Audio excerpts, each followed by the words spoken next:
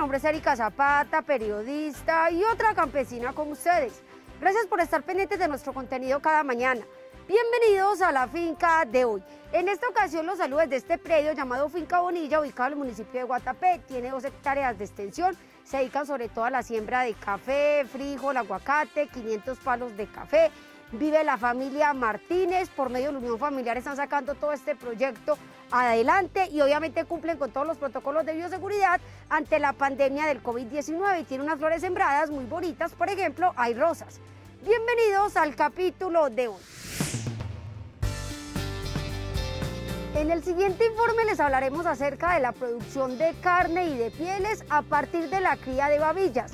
Hay que tener presente que Colombia es el principal exportador a nivel mundial y aquí se encuentran 45 zoocriaderos certificados por el Ministerio del Medio Ambiente que se encuentran ubicados en la costa caribe.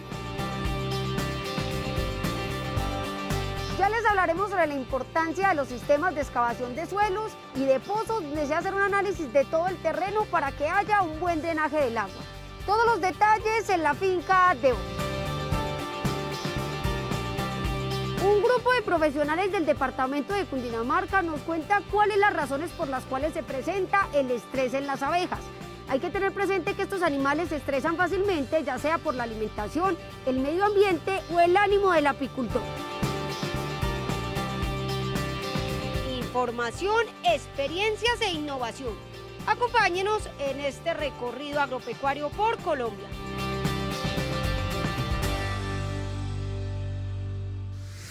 Los saludo desde el municipio de Carmen de Apicalá, en el departamento del Tolima. Nos encontramos en la hacienda Curazao, el único zoocriadero del centro del país. Nos acompaña doña Nelly de Sierra. Doña Nelly, muy buenos días. ¿Y cuánto lleva trabajando usted con el tema básicamente de las babillas? Buenos días, Nelson.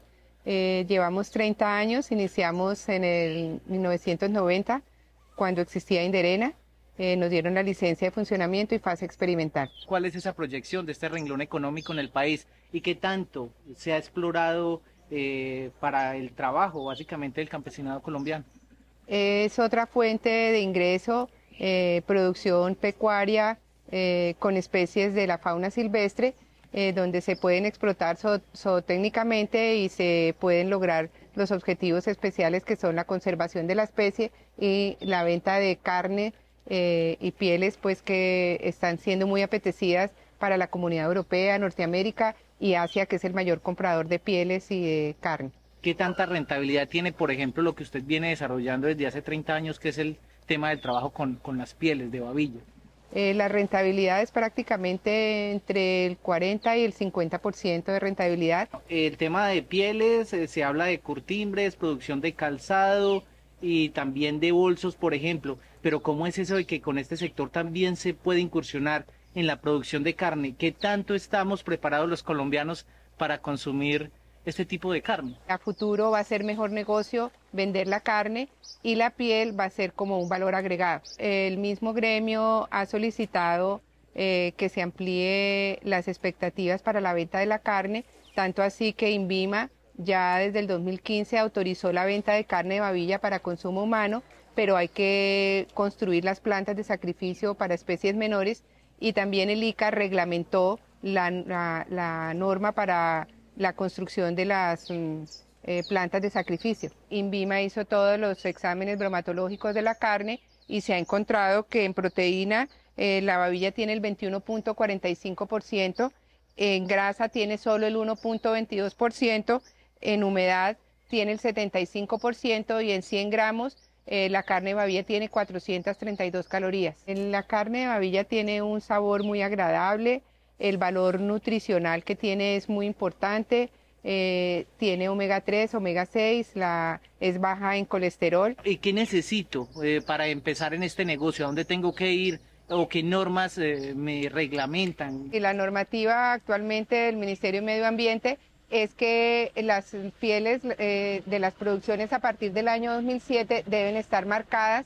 Esto es un procedimiento que se le hace a los animales después de que tienen 40 centímetros de largo, se les amputa la 10ª escama y esto forma un botón cicatrizal que garantiza que es una piel legalmente criada en un zoocriadero establecido. Anteriormente nos daban permiso de caza y fomento en el medio. ahora ya está prohibido y la persona que desee iniciar un proyecto de este tipo debe dirigirse a ANLA y al Ministerio de Medio Ambiente, pero el pie parental debe ser obtenido en un criadero que tenga licencia de predio proveedor.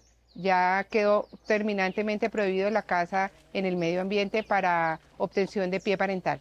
Doña Nelly, muchísimas gracias por acompañarnos en la finca de hoy y pues a nuestros televidentes les contamos entonces que hay todo un campo por explorar relacionado con la producción de carne de babilla en el país. Les contamos además que Colombia posee 6 variedades de las 23 de caimanes que existen totalmente en el planeta.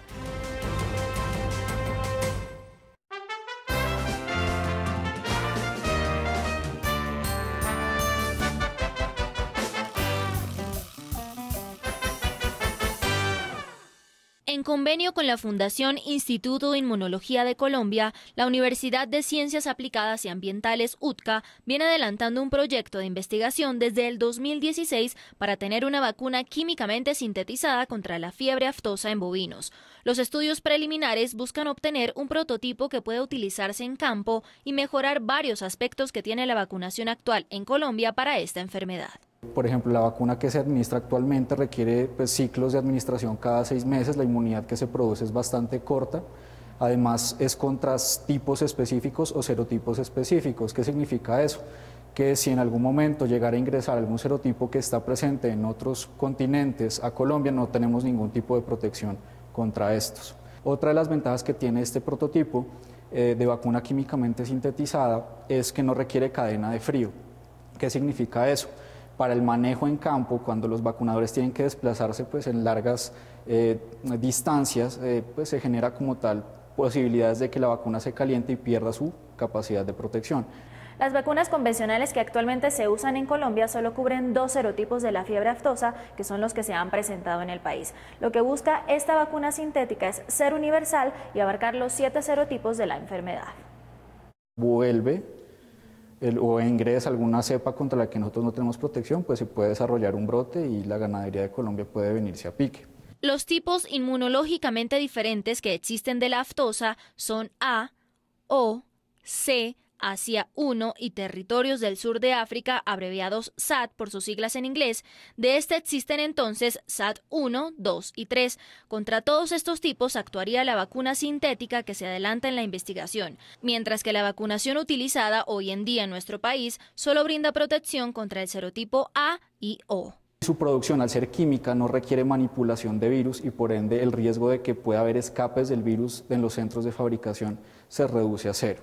Por ende, su fabricación también puede ser mucho más económica. Nosotros lo que estamos buscando a partir del diseño de esta vacuna a base de péptidos es obtener una duración de la inmunidad mucho más larga, que se requieran máximo 2 inmunizaciones para el animal dentro de su vida productiva, y de esa manera también ayudar a reducir los costos y la movilización y la inversión que tiene que hacerse anualmente en el gasto para hacer el control de esta enfermedad en los esquemas de vacunación. Las aplicaciones de esta vacuna dependerán del ciclo productivo del bovino. Los animales lecheros tienen un ciclo más duradero dentro de las fincas, por lo que serían necesarias 2 vacunas durante su vida, mientras que el ganado de carne tiene un ciclo más corto de producción. Para los machos de ceba podría incluso servir una sola aplicación. Esperaríamos, teniendo en cuenta todas las modificaciones que deben ser realizadas en la vacuna, porque es una vacuna diseñada específicamente para el sistema inmunológico del bovino, vamos a depender mucho del reconocimiento de esas características y de igual forma la respuesta que tengan los animales, que puede ser variable dependiendo de razas y prototipos de esta situación. Entonces, la fase experimental en cuanto a mirar la cantidad de anticuerpos producida y cuánto protegen por cuánto tiempo, puede durar entre 3 años fácilmente.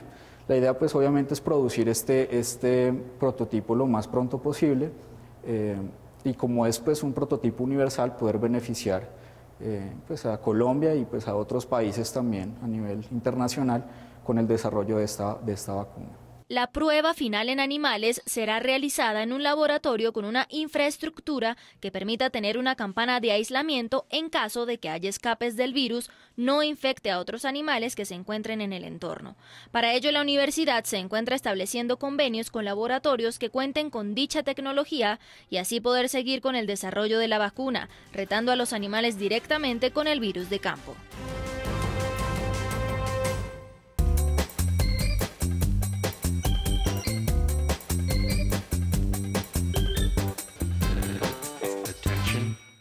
Eremophilus mutisi, o como se conoce mayormente capitán de la sabana, es una especie acuática endémica y nativa del altiplano cundiboyacense de nuestro país, que tras la mala utilización, disminución de calidad y cantidad de su hábitat por parte de la mano humana, se ha incrementado el estado de extinción de su especie. Por esta razón se ha rescatado de los lagos y criado en cautiverio con el fin de conservarlo y ofrecerlo como una nueva alternativa de producción. Teniendo dos frentes importantes de trabajo. Uno que es el uso de la especie para disminuir el impacto en el recurso, y dos, la conservación para tratar de aumentar las poblaciones en el medio natural. El propósito de la conservación es uno, tratar de hacer reintroducción al medio natural de especímenes producidos en cautiverio. Y dos, es ofrecer a los pequeños y medianos productores una alternativa de producción para sus fincas o sus producciones. Este pez cilíndrico carente de escamas, que habita mayormente en aguas profundas y oscuras, de carácter territorial, omnívoro y que alcanza los mayores picos de reproducción en temporada de lluvias, es, según nuestro entrevistado, la única especie colombiana de agua fría que puede ser cultivada o reproducida. En ese momento la especie que lidera esa producción es la trucha.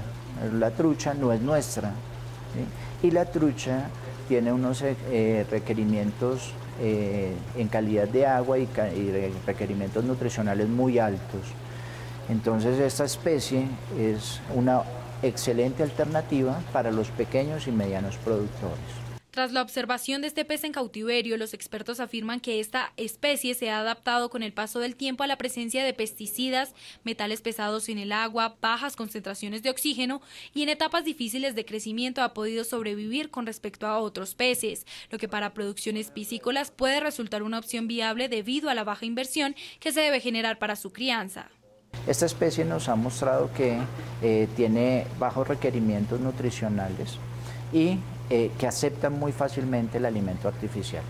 Eso nos abre unas puertas grandes para tenerla en cuenta de ser introducida en sistemas de producción.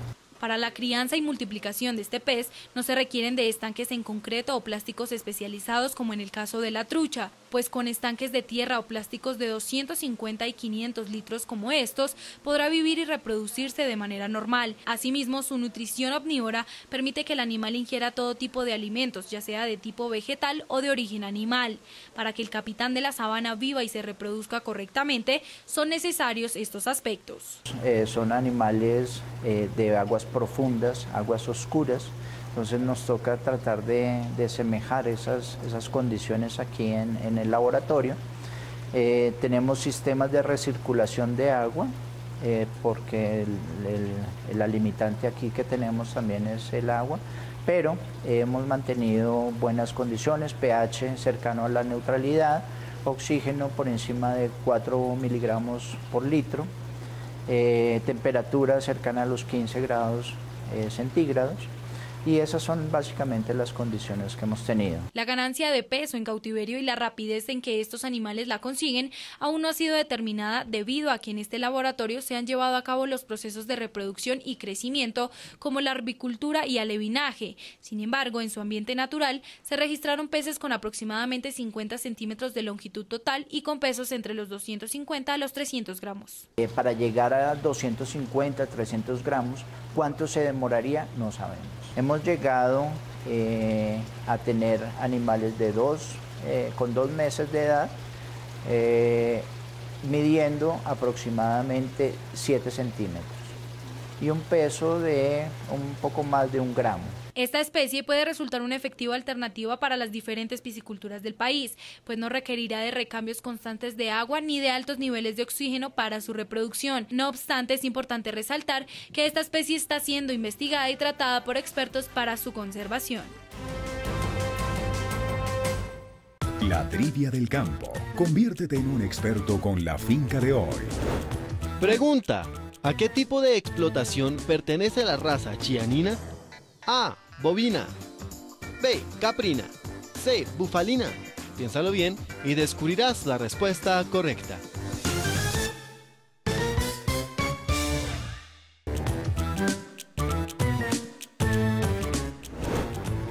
Pregunta: ¿a qué tipo de explotación pertenece la raza chianina? A. Bovina. B. Caprina.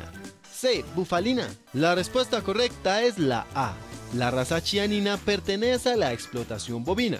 Estos ejemplares tuvieron su origen en Italia y se han considerado como animales de triple propósito en este país. Esta raza tiene gran capacidad de adaptación a altas temperaturas, son dóciles y resistentes.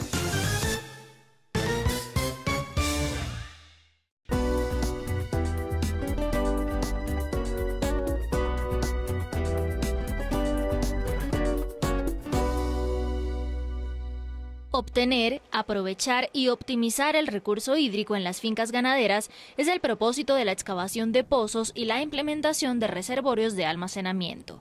Aquí en la finca Altamira, que cuenta con 25 fanegadas de terreno, tomaron la decisión de comenzar con ambos sistemas para establecer un riego por gravedad en los potreros y ayudar en el sostenimiento de los animales durante las épocas de sequía. En esta finca se están desarrollando 2 estructuras hidráulicas, pozo profundo que fue construido o se está desarrollando de manera manual y un reservorio de manera mecánica.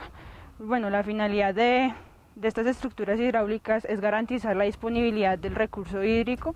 El suelo de este predio es de tipo franco-arcilloso y cuando se pensó en excavar un pozo de manera artesanal, se tuvo en cuenta aspectos como las curvas de nivel, siendo preferible hacerlo en una zona inclinada para aprovechar al máximo el flujo y la corriente del agua. Hacer como un pequeño estudio de suelos, porque pues no todos los suelos son aptos para construir este tipo de estructura. Hay que tener en cuenta también que el recurso del agua pues se va a infiltrar. Entonces hay suelos que la capacidad de infiltración del agua se realiza más fácilmente. Para el pozo profundo o aljibe que se está haciendo de forma artesanal, se empezó buscando la parte como más húmeda, el sitio donde se concentraba más el agua en ese lugar, pues para tener la seguridad de que ahí iba a brotar el agua. Y ahí fue donde se empezó a hacer el aljibe o pozo profundo de forma manual.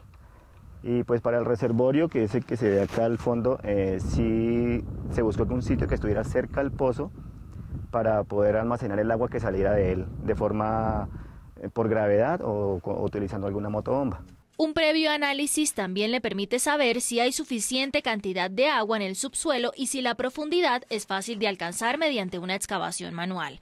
Este pozo fue hecho con pico y pala, cavando diariamente 1 metro. Por ahora tiene 5 metros de profundidad y ya comenzaron a verse muestras de agua. Se están haciendo más o menos 1 metro diario de profundidad. El pozo tiene 1,20 metros de diámetro. Se busca una profundidad más o menos de 10 metros. Si brota agua antes, pues entonces ya se deja así, o entre 8 o 9 metros.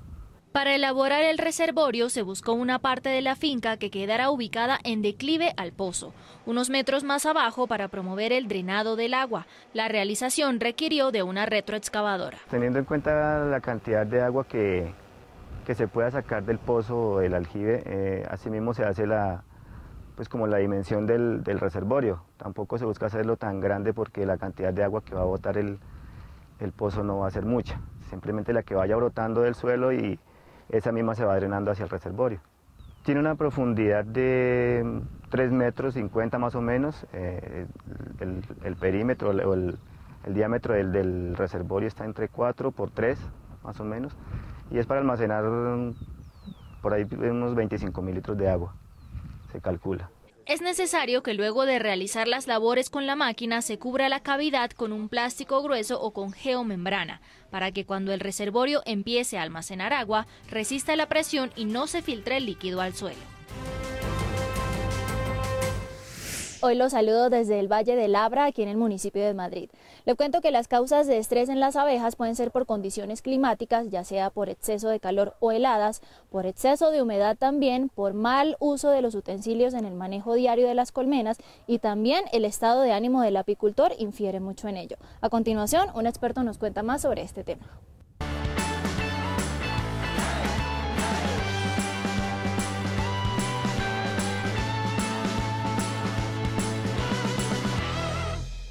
Entre los factores de estrés que pueden afectar las colonias, uno puede ser el mismo entorno, o sea, los factores climáticos. Es decir, en el caso aquí de la sabana de Bogotá, pues afecta para esta temporada lo que son heladas, ¿sí? Los vientos es un factor que hay que tener en cuenta, por eso es importante verificar en qué dirección viene el viento, ¿sí? Y de esa manera pues instalar las colmenas de tal forma que la piquera quede al contrario desde donde venga el viento. Otra manera de contrarrestar el factor climático es establecer barreras de viento artificiales o naturales en el lado exacto por el cual sopla el viento. No se recomienda rodear con árboles todo el espacio donde están las colonias, pues se puede generar otro problema, la humedad. El exceso de humedad pues obviamente va a debilitar a la colonia porque le va a generar una serie de hongos, sobre todo, hongos que no son buenos para ellos, y obviamente va a permanecer el cajón internamente con mucha agua. Y pues obviamente eso va a hacer que una colmena finalmente se debilite o se vaya del sitio. El apiario debe estar despejado, lo suficiente como para permitir que el sol entre directo a los cajones y así ayude a termorregular internamente las colmenas, teniendo en cuenta que su temperatura debe estar a unos 37 grados centígrados aproximadamente. Por otro lado, cuando hay presencia de heladas y los apicultores han notado que la vegetación alrededor se ha secado, deben brindar a las abejas suplementos alimenticios como jarabes hechos de agua y azúcar. Si yo hago un mal procedimiento, destapo digamos cuando está lloviznando o destapo cuando está haciendo mucho frío, pues la colonia va a responder defendiéndose, que es lo principal para ella, defender su nido. Además porque obviamente cuando yo hago el destape, bien sea que haga sol o haga frío, le estoy cambiando las condiciones climáticas y las condiciones microbiológicas que hay dentro de la colonia. Un mal manejo al revisar las colmenas también les genera estrés a estos insectos. Por ejemplo, el uso exagerado o innecesario del ahumador, golpear los cajones, dejar caer los cuadros y manejar bruscamente la palanca o el cepillo. Algo que todos los apicultores deben tener presente es que su estado de ánimo infiere significativamente al momento de estar en contacto con las colonias. El solo hecho de que yo llegue, digamos, afanado o estresado, la abeja, la colmena lo va a percibir y pues obviamente va a responder en ese mismo sentido. Entonces, si yo voy a trabajar con colmenas, si yo me dedico a trabajar aquí en un apiario, debo ser una persona tranquila y segundo, el día que yo venga aquí a trabajar, pues debo olvidarme de afanes. Si la persona que revisará las colmenas se encuentra en estado de alicoramiento, debe abstenerse de hacerlo. Estos animales son sensibles a las energías y se verán afectados ante tal situación.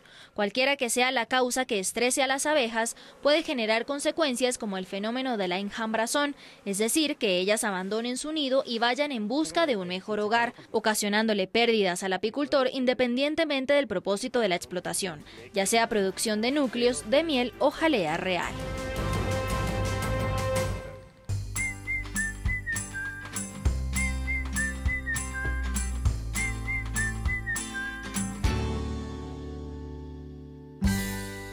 La ceba de un animal, según nuestro entrevistado, debe iniciar desde que la hembra ha quedado preñada, pues una madre con bajos índices corporales, débil y desnutrida nos dará un ternero con las mismas condiciones y además problemas a la hora de producir carne de buena calidad en poco tiempo. Una vez que el ternero nace, se debe someter a una buena crianza, que la mejor crianza es que tenga la posibilidad de tomarse toda la leche que la vaca produzca. Optar por un destete a mediano plazo permitirá que el ternero, por medio del calcio adquirido de la leche de su madre, adopte mejores estructuras óseas y no decaiga en su peso. No obstante, debe ir incrementando alimento sólido en los terneros para que el desarrollo del rumen sea mucho más rápido y se mantenga en constante movimiento. Con eso, a los 7 u 8 meses obtendrá un peso cercano a los 200 kilos. Debemos cambiar en Colombia el tabú que hay, la idea que tenemos de que el ternero hay que destetarlo y ponerlo en una zona de la finca a que se levante.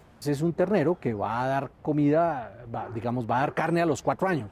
Hoy buscamos terneros que tienen que estar para sacrificio entre los 30 meses aproximadamente, menos de 30, ojalá 24. Luego del destete definitivo, la calidad del forraje será fundamental, pues este elemento es la base principal de cualquier dieta bovina y aportará al crecimiento del animal. Con este orden de ideas, procure suplementar la dieta con alimentos cargados de proteína y energía, eso sí, dependiendo de la ganancia de peso que quiera adquirir diariamente. Por ejemplo, en un bovino de 250 kilogramos que pretenda ganar cerca de 600 gramos diariamente, debe consumir más o menos 600 gramos de proteína, 5 kilos de materia seca y aproximadamente 21 gramos de calcio. La relación energía-proteína es más importante que la misma cantidad del uno y del otro.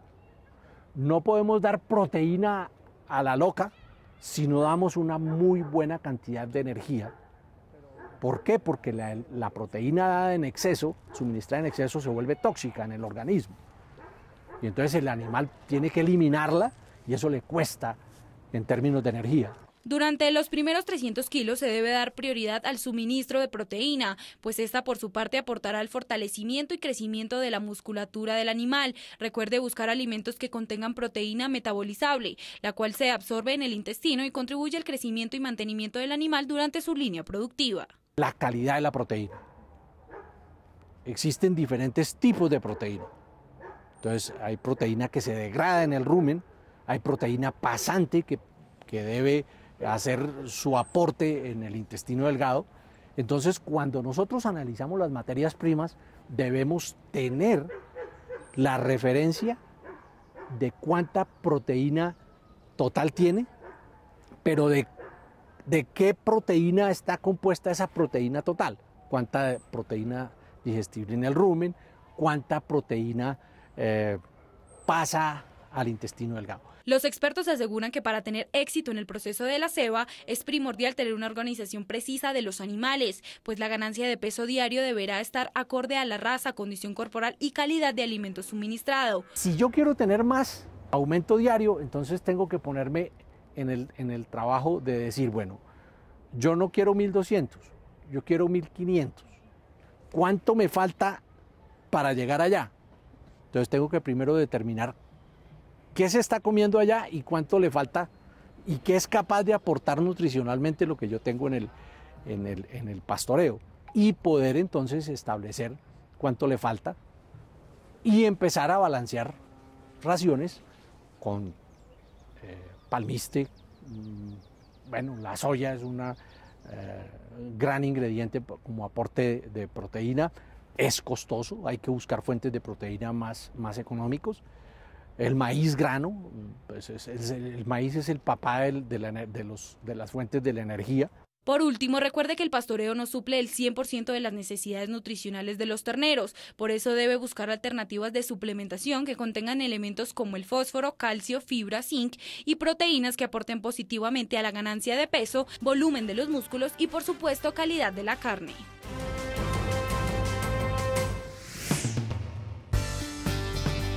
Al regreso, veremos cuál es la línea productiva de la cachama y cuál es el papel que cumple el balance de hormonas en los cultivos de arroz.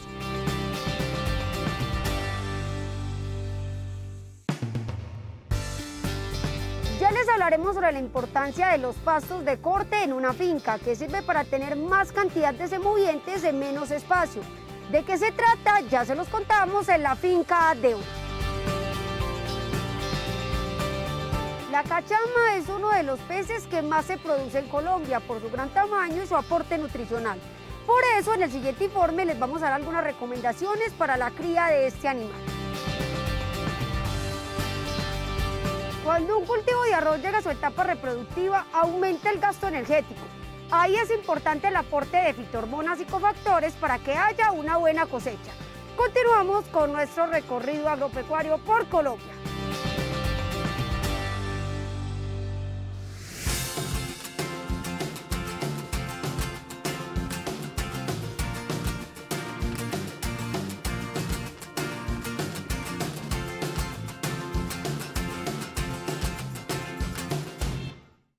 Además de incrementar la calidad nutricional en la dieta de los bovinos, los pastos de corte traen otro beneficio importante a las fincas ganaderas, y es la posibilidad de mantener mayor cantidad de semovientes en espacios más pequeños. Implementando estos forrajes, se puede incluso triplicar o cuadruplicar la carga animal del hato. Con este método podemos aumentar la carga animal.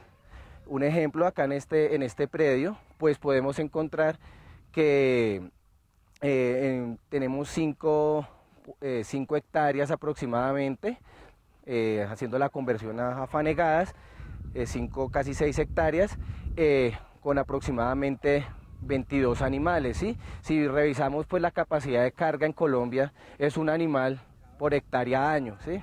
Entonces, pues es una estrategia que tienen estos pequeños y medianos productores para tener un poquito más de animales. En este predio lechero se manejaban máximo 8 animales en etapa de producción. Actualmente, y contando a todas las reses, incluyendo a terneras y novillas de levante y vientre, completan lo mencionado por nuestro entrevistado, 22 animales. Dicha carga se mantiene con este cultivo de media hectárea de pasto de corte maralfalfa. Teniendo en cuenta pues que los pastos nativos acá de la zona, lo que son el quicuyo y los raigrases, pues en este predio contamos, se siembra pastos mejorados, pero los quicuyos y los raigrases nativos no ofrecen una biomasa mayor de 2 kilogramos por metro cuadrado, ¿sí? Entonces pues y eso en épocas de invierno. Entonces si se pone a mirar esa biomasa que ofrece el pasto nativo, pasto pues que no tienen procesos de mejoramiento, a un pasto de corte, podemos aumentar la capacidad de carga. Manejar el pasto de corte, más allá de buscar incrementar la producción diaria de leche por vaca, le permite al pequeño y mediano productor tener más animales en su finca, algo que consecuentemente le duplicará o triplicará la producción de todos los animales juntos. A pesar del temor que muchos productores vecinos tienen acerca de sacrificar media hectárea de terreno de pastoreo para la siembra de pasto de corte, esta finca ha demostrado que el beneficio es mucho mayor y que vale la pena apostar por una oferta forrajera diferente. Además que ahorita estamos empezando en una época de verano, ¿no? Una época de verano, entonces se puede observar de pronto, uno ve los potreros un poco ya más agotados, más cansados, pero el pasto pues ya todavía tiene un vigor, tiene todavía un vigor que no se ha afectado por esas condiciones que nos trae el verano. Acá este es un municipio que, y especialmente esta vereda, esta zona que limita contra Facatativá, es una zona que se impacta muy fuertemente por el verano, muy fuertemente.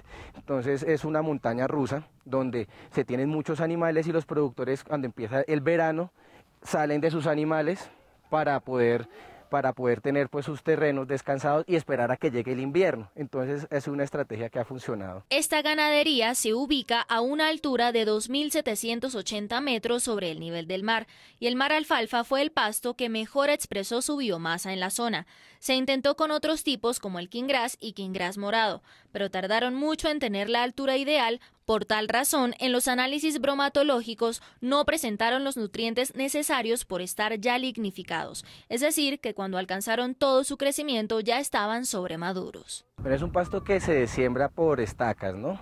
Entonces va de acuerdo mucho a las condiciones climatológicas, pero aproximadamente después de los 3 meses y medio podríamos contar con un primer corte, ¿no? Después de eso, ya pues de acuerdo al manejo que dé el productor, se puede estar cosechando a los 60 días, 45 días. Si no tuviéramos el forraje, contáramos con los forrajes que se van a ver afectados por el verano y pues que por el tema rotacional, posiblemente sí vamos a ver una disminución en los litros de leche. Entonces es más bien para mantener, ya pues que el forraje es la base de la nutrición de los bovinos. El pasto de corte se pica en pedazos pequeños y es suministrado a las vacas en los comederos del establo a libre consumo. No se utilizan los ordeños, pues durante este procedimiento solo se les proporciona concentrados y maíz molido.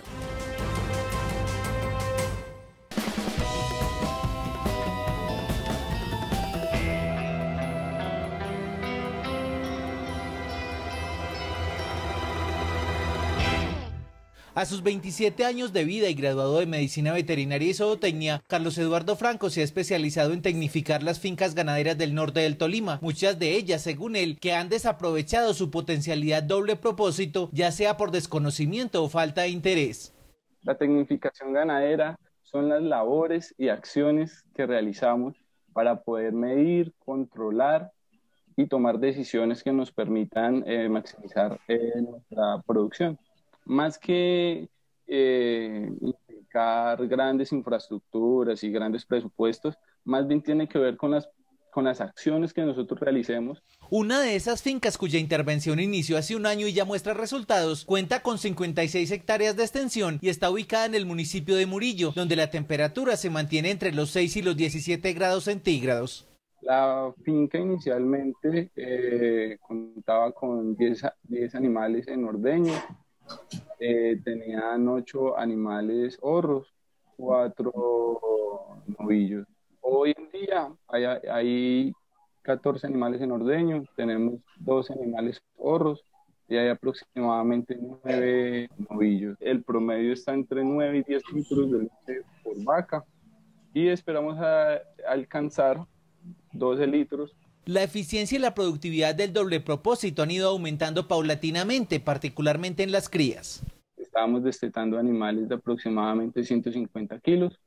Ahorita los animales salen en promedio entre 180 y 210 kilos, machos.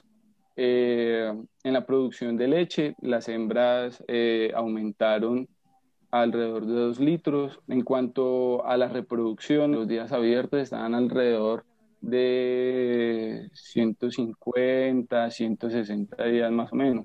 Ahorita lo alcanzamos a bajar a 120 días. La intervención inició con la toma de registros y el cambio en las prácticas cotidianas de la finca. La ganadería utiliza animales 100% normando, pero digamos que la selección por edad, productividad, no se estaba realizando en la finca. Las madres no se separaban de sus crías y habían lotes de levante mezclados con los demás lotes de horros y demás. Cambiamos el reproductor y además de eso hacemos protocolos de inseminación. Debemos garantizar que nuestros animales estén bien y debemos, segundo, llevar un registro preciso de todas las labores. También debemos tener en cuenta la aplicación de medicamentos. El mayor desafío estuvo en la distribución del agua debido a la inclinación de los suelos. En los suelos de ladera a veces eso se nos complica un poco, entonces lo hacemos mediante mangueras. Hay otros potreros en los que hacemos canales, no es tan fácil buscar lugares para darles la sal, mantenerles el bebedero. Todas estas dificultades no lo compensan. En una hectárea en clima frío podemos mantener a más de 3 animales por hectárea. Es indispensable tener un análisis de suelo y hacer un abono constante. Los potreros tienen aproximadamente entre 60 y 65 días de descanso. Antes los forrajes como el quicuyo y el carretón eran expuestos al pisoteo extremo, puesto que no se realizaba rotación. Ahora los animales son incluso suplementados, estrategia que se suma a otros objetivos a mediano plazo, como tener ordeño mecánico. Vamos a iniciar la fabricación de bloques nutricionales. Vamos a manejar a 2 ordeños. Algunos estudios mencionan que entre más ordeños, mayor puede ser la producción de leche diaria. Los apartamos a los 3 días. Durante el primer mes damos aproximadamente unos 3 litros diarios, luego aumentamos a 4 y después empezamos a disminuir paulatinamente hasta llegar a 1 litro y ya destetamos el animal. El nivel de grasa que permite la fabricación de queso y mantequilla, además de la terneza y el marmoreo del normando, le permiten a la finca la diversificación a futuro también de sus productos.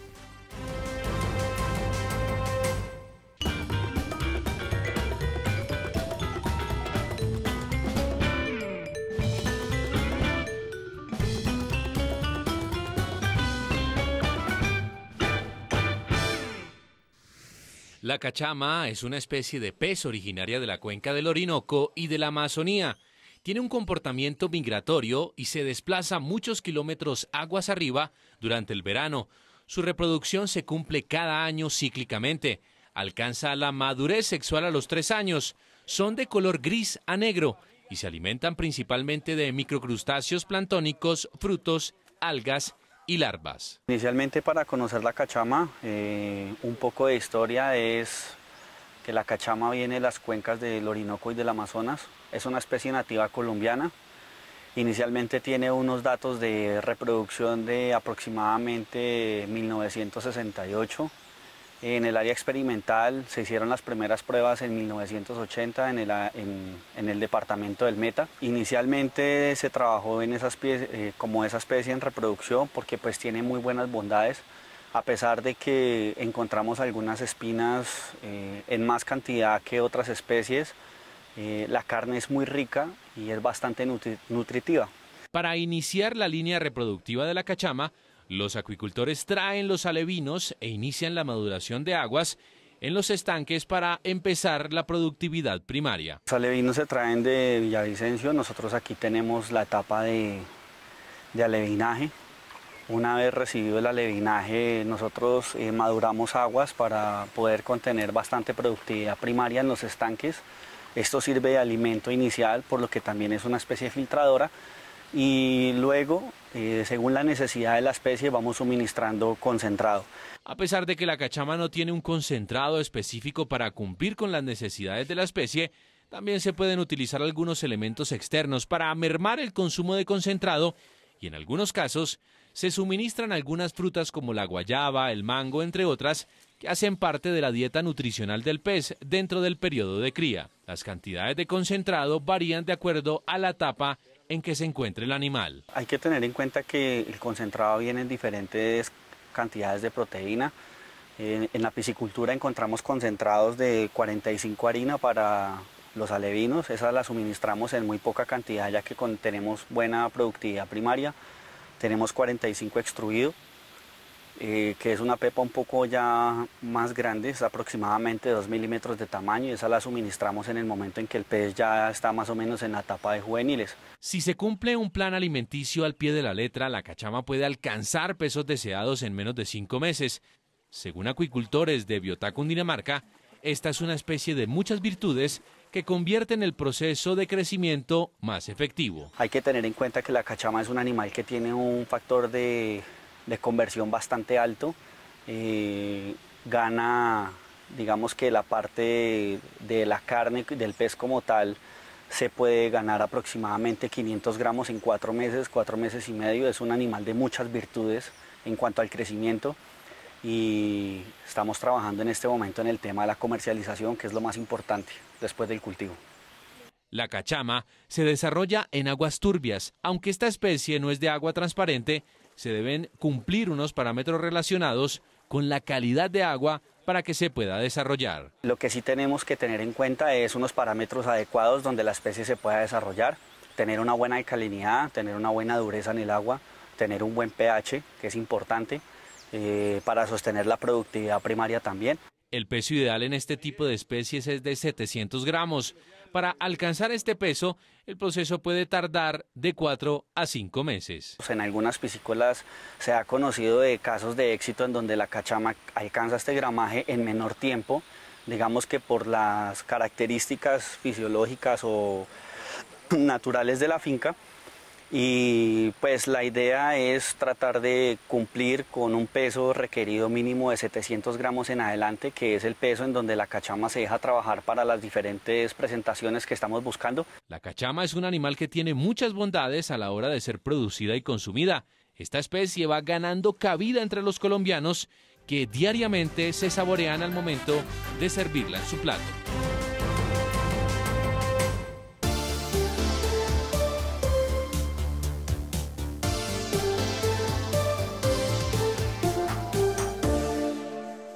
Las fitohormonas son compuestos que se producen internamente en una planta e influyen a nivel celular para cambiar los patrones de crecimiento vegetal. El cambio climático es una de las principales afecciones en los cultivos cuando se trata de mantener su balance hormonal. Al igual que los seres humanos, las plantas también tienen hormonas y estas influyen en los procesos fisiológicos. Cuando el clima afecta a estos cultivos, se ven afectados directamente estos procesos y eso ocasiona que hayan afecciones en producción y rendimiento. El uso de un balance hormonal en los cultivos es un aporte externo de estas hormonas que ayudan a que el cultivo tenga una mejor condición de resistencia al estrés y por ende llegue a una producción lo más cercana a la ideal. En los arrozales particularmente, tener un conocimiento de la variedad utilizada permitirá hacer un aprovechamiento completo de su genética, para así tener un establecimiento del cultivo con óptima germinación, seguido de un buen macollamiento y espigamiento que garantizarían la producción. Como sabemos, el ácido abscísico es la hormona que tiene en dormancia la semilla. Al sembrar, las semillas en el suelo empiezan a absorber el agua y empiezan a realizar su proceso de germinación, en el cual inician los aportes de giberelinas que bajan los niveles de ácido abscísico y asimismo ayudan a romper esa dormancia en la que se encuentra la semilla, continuando así con la interacción de auxinas y citoquininas que nos ayudan al inicio de tener unas buenas raíces y un buen desarrollo de la plántula. De aquí continuamos con un aporte de trihormonal de auxinas, giberelinas y citoquininas para tener una buena actividad celular donde haya expansión, elongación y división celular, esto con el fin de tener unas buenas estructuras de la planta. Cuando las plantas de arroz llegan a su etapa reproductiva, realizan un gasto energético mayor. Asegurar el balance hormonal en dicha fase, acompañado de un eficiente manejo previo en el análisis del suelo, fertilizaciones ajustadas a los resultados, tanto para el suelo como foliares, garantizarán una mayor productividad. Para este punto es importante acompañar este gasto energético, ya que se ocasiona un desbalance hormonal. Es importante acompañarlo de un aporte de citoquininas, donde podemos ayudar a la planta a que tenga un mejor movimiento de azúcares, dando así una mejor viabilidad del polen, una buena fecundación, una hoja bandera verde por más tiempo para que realice una buena fotosíntesis y una mejor translocación de azúcares. Esta fase debe acompañarse de cofactores como el boro, el potasio y el molibdeno como nutrientes para tener una mejor síntesis de las fitohormonas. Las señales enviadas por estas en la planta van a dirigir el movimiento de los azúcares desde la hoja bandera hasta el grano para promover el llenado del mismo. Pues la diferencia de una planta balanceada hormonalmente es que ella pues soporta más un estrés hídrico reflejado en una mayor producción y ella ahí puede mostrar más su genética, ¿no? La variedad como tal, ¿no? Lo que podemos observar aquí en este cultivo es que nos ayudó mucho en el macollamiento, en el color verde de las hojas y además el llenado del grano. Este llenado del grano en este cultivo está perfecto y no posee ningún tipo de manchado.